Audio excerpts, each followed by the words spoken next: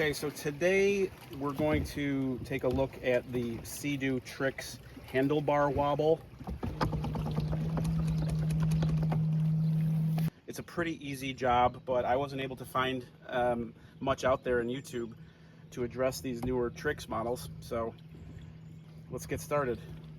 So before you start this project, it's important to identify whether it's just your handlebars that are rattling or if it's the entire steering column. And it's an easy check.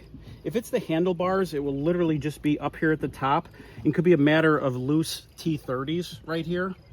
However, if these are all tight and it's not just the handlebars and the entire steering column is shaking, you'll see this entire column moving back and forth.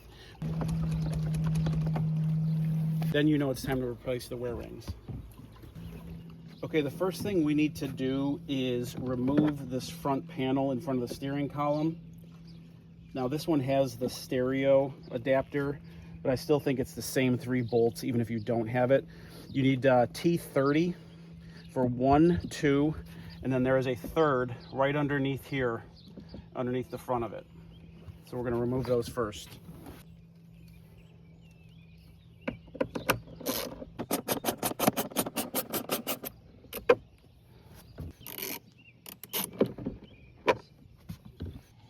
And this third bolt is right underneath in the front here. You can just feel around for it.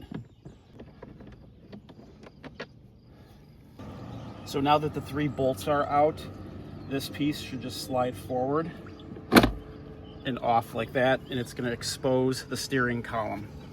Now that you can see the steering column, you're going to see 2 bolts right here. These are 10 millimeters, and you just need to remove those. Now that these are loosened up, you can remove the bolt and the washer on each side. And now that these 2 bolts are out, you're going to have the ability to lift the entire steering column up. And the important part here is you're now able to expose the 2 wear rings that you need to replace. I'll put the part numbers in the description. This is your first one right here, and then this white one down here at the bottom. So I'm going to start with the bottom white wear ring. Just pops out really easily, and you can see there's a lot of wear on here. That's what's giving the play in the handlebars. We've got the new one here, and you're going to want to go ahead and put some grease on both of these wear rings before you reinstall them.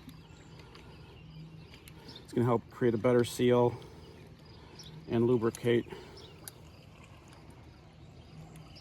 You can use a marine grease, or this is just a high performance extreme.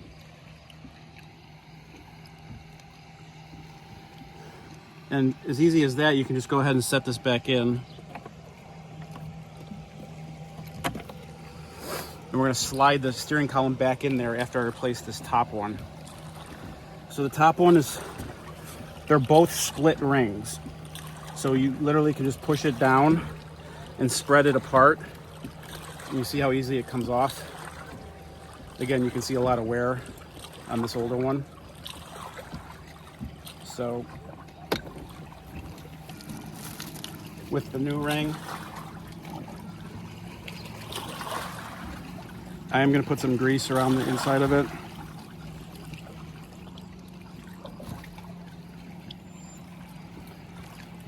And then we're just going to put it back on,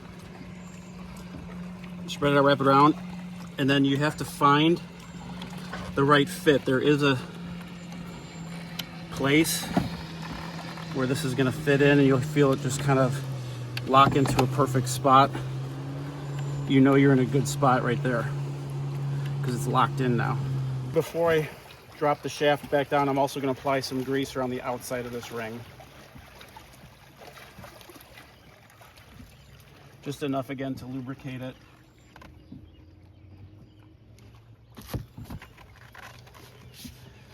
And then we can drop it back down.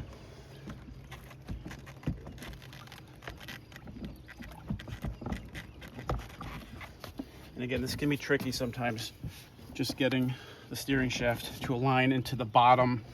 So what I did to help get the shaft to fall into place is I lifted the white bushing up a little bit, got it started, so that I can then push the whole thing back down like that.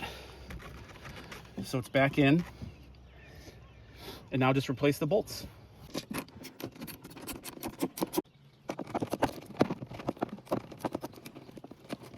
Okay, so once you've tightened the bolts back, I put the plastic cover back on.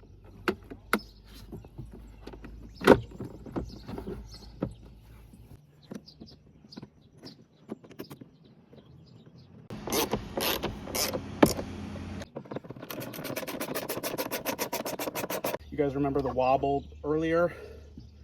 This is completely solid now. The wobble is gone.